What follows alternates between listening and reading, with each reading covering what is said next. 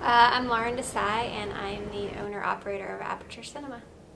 Well, the idea has been around the community for a long time.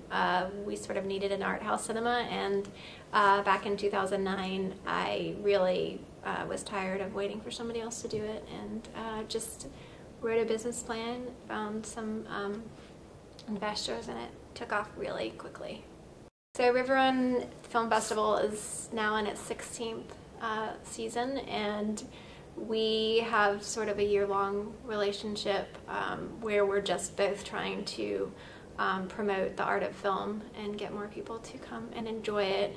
Right now we're a venue for the festival, but we do things, we have a special screening once a month throughout the year to just sort of keep River Run in the forefront the entire year.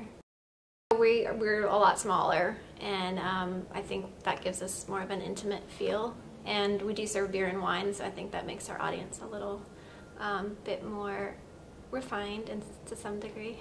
We want to reach the entire spectrum. You know, some of the films we show skew more adult, but we're now working harder to reach the college age and even younger children. This is now our 5th year.